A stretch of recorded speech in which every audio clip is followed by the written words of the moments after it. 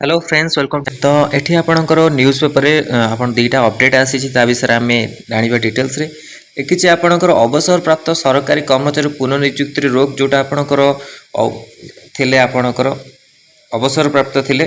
Retired कर देथिले तांकर आपणक कर्मचारी पुनर्नियुक्ति पई कि आपणक अपडेट आसुथिला तो सेटा आपणक रोक लागिछि एटा आपणक न्यूज़ पेपर अपडेट आछि पुनर्नियुक्ति नहीं मुख्य सचिव अध्यक्षतार गठित कमिटी मुख्यमंत्री सुपारिश कर मंजूरी प्राप्त कैटेगरी 1% सीमित रही पुनर्नियुक्ति सीसीआर भल थे सर्वाधिक 4 वर्ष पुनर्नियुक्ति सरकारी क्वार्टर्स छाड़ा पर पुनर्नियुक्ति आवेदन करेंगे। तो यहाँ आपंकर अपडेट आसी आ विषय आप डिटेल्स पढ़ी पारे Telegram channel link video description मिल जाए सेठू जाकि सहित काली जो आपको मुझे आपंकर नियुक्ति मेला हम सेटा आपणकर 467 अधिकारी और कर्मचारी नियुक्ति पत्र देले मुख्यमंत्री आपणकर अपडेट आछि 5 वर्ष 1.5 लाख पद पूरण हम ता सहित एथरे आपणकर कोन को माने अछंती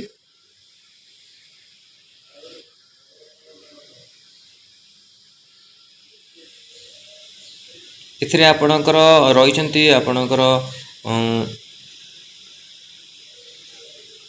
स्वास्थ्य विभाग सहित आप खाउटी जो अच्छी से विभाग रही बहुत विभाग आपणकर स्वास्थ्य विभाग आप 231 जन आ कौ पोस्ट रे आपणकर सेटा जना लिखाई मेंशन होनी तो 467 नवनियुक्ति होती आपणकर 5 जन को विभाग लिखाई उच्च शिक्षा खाद्य जोगाण खाउटी कल्याण ता सहित प्राणी संपद विभाग में 82 जन परिवार कल्याण विभाग 200 स्वास्थ्य परिवार कल्याण 231 जन आ लोक संपर्क विभाग आपणकर 5 जन ये सब एमती होकर आपणकर 476 जन आपणकर नियुक्ति पाई नियुक्ति पत्र। तो यहाँ आपणकर हो सारी आउ आपणकर शेष सप्ताह कौन आपणक अपडेट आसूची नियुक्ति मेला को लेकिन ता भी आम जाना कौन कौन आप नियुक्ति मिलूँ बहुत किसी आपणकर जदि डिसेम्बर सब